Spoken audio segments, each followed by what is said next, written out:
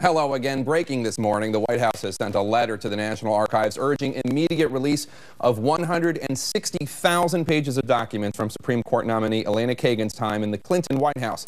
This comes as she heads to Capitol Hill this week for another round of meetings to shore up her support as Republicans increase their attacks against her. Joining me this morning exclusively, Chairman of the Judiciary Committee, Democratic Senator Pat Leahy. He's at Lyndon State College in Vermont, where he will give the commencement address later today. And here with me in the studio, the top Republican from the Senate Judiciary Committee, Senator Jeff Sessions of Alabama. Thank you both, gentlemen, for joining me today. Senator Leahy, I'll start with you. Just a quick question of timing. When do you expect these confirmation hearings to begin? Around the end of June? Well, I'm going to sit down this week with Senator Sessions. We'll work out a time. I think her questionnaire will probably come back in the next day or so, the questionnaire we sent from the Senate Judiciary Committee, and we'll work out a time. Her predecessor, of course, was confirmed in 2.5 weeks from the time he was nominated, Justice John Paul Stevens. I don't anticipate that, but we have a pretty good track record. Chief Justice Roberts and Justice Sotomayor ended up taking exactly the same amount of time. And if we can follow a schedule roughly like that, we'll be done this summer. While I have you, Senator Leahy, I want to ask you about an essay that Elena Kagan wrote for the University of Chicago Law Review in 1995, in which she criticized Supreme Court confirmation hearings. She said they are, quote, "These hearings have presented to the public a vapid and hollow charade in which repetition of platitudes has replaced discussion of viewpoints and personal anecdotes have supplanted legal analysis." Didn't she have a point? Haven't these hearings become, in the last few decades, a way for nominees to avoid answering questions on how they will rule on a specific issue? Well, for one thing, I talked to her about that essay. She said, I think I'm probably going to hear that quoted back to me a few times during the hearing. I said, starting with me, but it's a double-edged sword. If you ask a nominee about certain burning issues of the day, there are issues that are probably going to go to the Supreme Court, and they have to be very careful not to say how they might rule on a case that's coming up. Otherwise, they're going to have to recuse themselves and not be able to hear that case. On the other hand, there's only 100 people who get to vote on this lifetime nominee. We have to represent 300 million Americans, and so we have to ask as good questions as we can to make up our mind just how we're going to vote. Senator Sessions, what do you want to ask her? What are you most interested in hearing from her? I think we'd like to know, in a real, honest sense, whether her philosophy of law is so broad in her interpretation of the Constitution that you are not faithful to the Constitution and laws. In other words, a judge under their oath says you serve under the Constitution, not above it. So we want to know whether she faithfully will follow it even if she doesn't like it.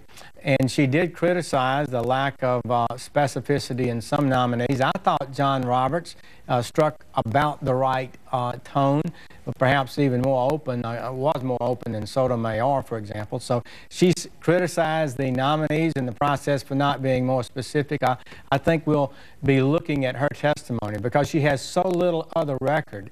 It's going to be a big deal. It's so important how she testifies. You've expressed concern about a step she took when she was dean at Harvard Law School, and she continued the policy of Harvard Law School of keeping military recruiters from using the Office of Career Services, although she did change that policy later in her tenure there.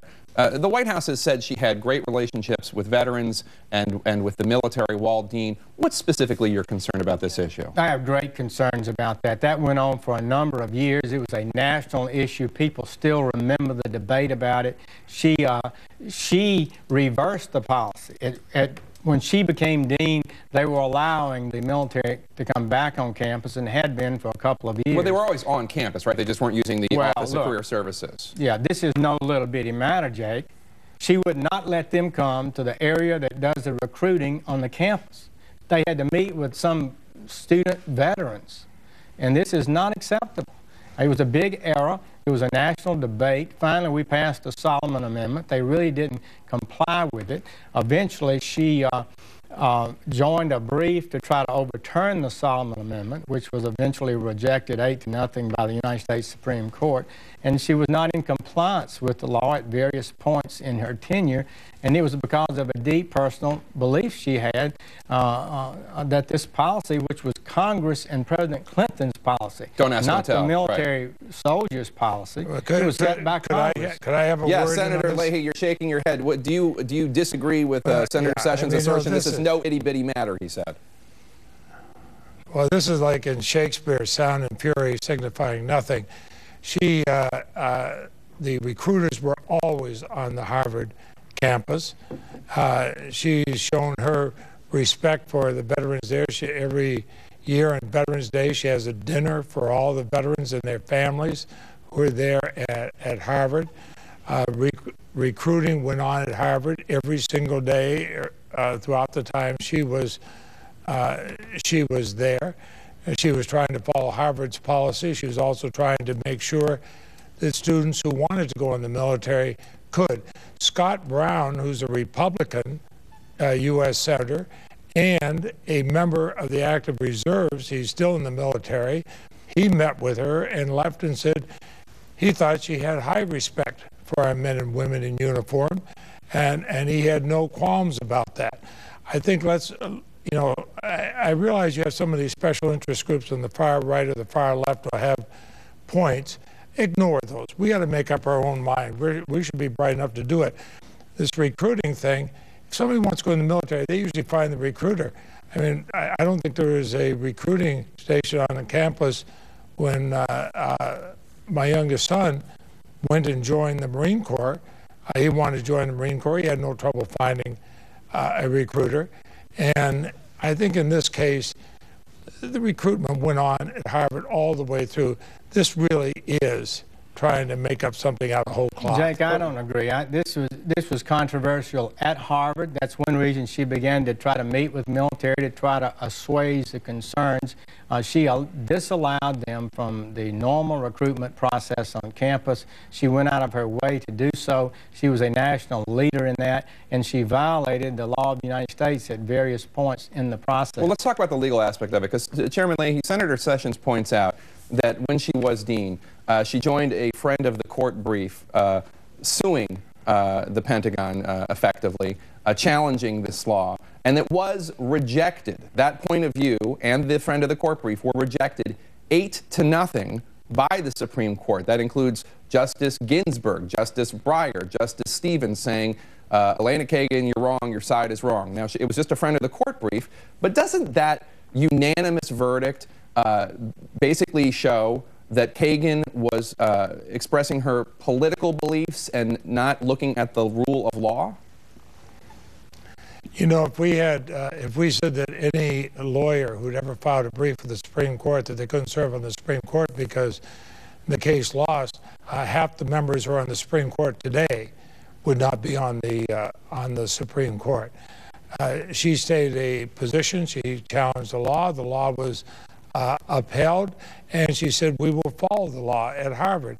I mean, I don't know what else you could ask for. All right, I want to move on to. Laws are challenged all the time. That's why we have appellate courts. I want to move on to another matter. When during the Bork hearings, Robert Bork, Senator Sessions, was asked about his personal views of God, whether or not he believed in God. A lot of people thought those questions went too far. In the last week, we were told by the White House that after a blog post went up at CBSNews.com that incorrectly said that Elena Kagan was not straight. And again, that is not true. But Elena Kagan went to the White House, said this is not true. I am straight. How far is too far when looking into a nominee's personal life? I think you've got to be careful about that. I don't believe that is a fundamental judgment call on whether a person can be a good judge or not. We need to know how able they are at ascertaining the real legal issues in a case and deciding it fairly and justly. Will they restrain their personal political views and follow the law faithfully and serve under the Constitution? That's the fundamental test, and personal integrity. So those are questions that go to the heart of whether a person would be an able judge or not.